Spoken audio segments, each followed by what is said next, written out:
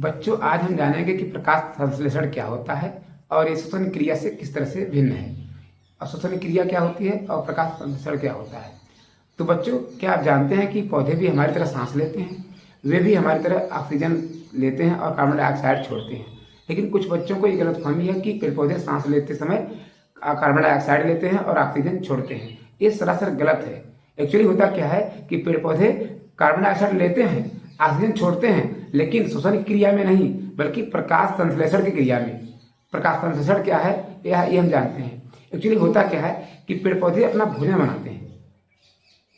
तो आप कहेंगे कि हम भोजन तो हम भी बनाते हैं। नहीं, हम भोजन नहीं बनाते हैं, बल्कि हम पेड़ पौधे के द्वारा बनाए हुए भोजन को पकाते हैं, पका करके खाते हैं। तो भोजन हम पकाते हैं, बनाते नहीं हैं। भोजन बनाने का काम सिर्फ पेड़ पौधे करते हैं, क्योंकि पेड़ पौधों में एक वर्णक पाया जाता है जिसे क्लोरोफिल कहते हैं, जो हरे रंग का होता है। तो पेड़ पौधे के वे भाग जो हरे रंग के होते हैं उनमें क्लोरोफिल पाया जाता है। यह एक वर्णक है। वैसे ही एक वर्णक है जैसे कि हमारे खून में, हमारे ब्लड में हीमोग्लोबिन पाया जाता है, जो कि लाल रंग का होता है, जिसके कारण हमारा खून जो है लाल रंग का होता है। उसी तरह से पेड़ पौधे के जो हरे भाग होते हैं उनमें भी एक वर्णक पाया जाता है, जिसे कि क्लोरोफिल कहा जाता है। यही क्लोरोफिल में एक विशेषता होती है कि वह सूर्य के प्रकाश को ग्रहण करके वह पेड़ पौधे के द्वारा अपना भोजन बनाए।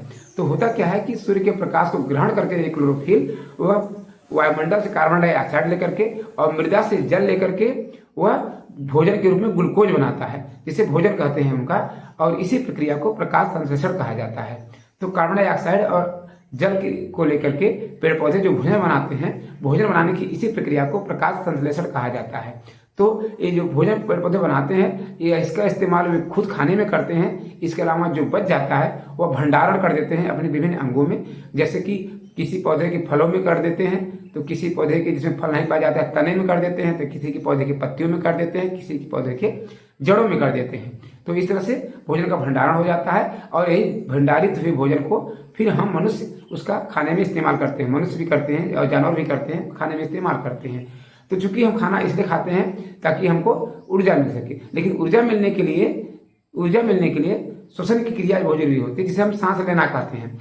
श्वसन की क्रिया जो होती है यह कोशिकाओं में होती है। क्योंकि कोशिकाएं पेड़ पौधों में पाई जाती है और जंतुओं में पाई जाती है, इसलिए श्वसन की क्रिया दोनों में होती है। श्वसन की क्रिया के दौरान हम सभी ऑक्सीजन लेते हैं और कार्बन डाइऑक्साइड छोड़ते हैं, चाहे पेड़ पौधे हो चाहे हम हो। क्योंकि श्वसन क्रिया जो होती है वो कोशिकाओं में होती है। कोशिकाओं में एक कोशिकांग पाया जाता है जिसे कि माइटोकॉन्ड्रिया कहते हैं। माइटोकॉन्ड्रिया में यही ग्लूकोज का ऑक्सीकरण होता है। ऑक्सीकरण होने के बाद यह ग्लूकोज टूट जाता है कार्बन डाइऑक्साइड और जल में, और साथ ही साथ ऊर्जा प्रदान करता है, जिस ऊर्जा का उपयोग हम लोग दैनिक क्रिया में करते हैं।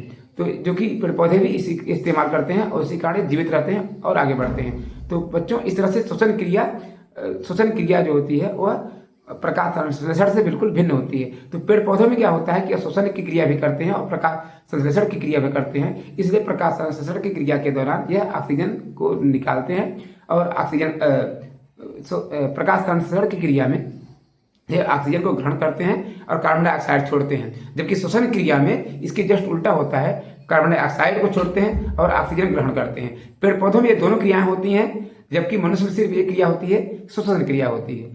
इसलिए हम सिर्फ कार्बन डाइऑक्साइड छोड़ते हैं और ऑक्सीजन लेते हैं, जबकि पेड़ पौधे ऐसा नहीं करते हैं। पेड़ पौधे सूर्य के प्रकाश में ऑक्सीजन छोड़ते हैं और कार्बन डाइऑक्साइड लेते हैं। लेकिन रात्रि के समय में जब सूर्य का प्रकाश नहीं होता है, उस समय पेड़ पौधे सिर्फ और सिर्फ श्वसन क्रिया करते हैं। उस दौरान ये केवल कार्बन डाइऑक्साइड छोड़ते हैं, ऑक्सीजन नहीं छोड़ते हैं। इसलिए कहा जाता है कि रात के समय में पेड़ पौधों के नीचे नहीं सोना चाहिए, क्योंकि कार्बन डाइऑक्साइड की मात्रा उसमें पेड़ पौधों के नीचे बढ़ जाती है। धन्यवाद।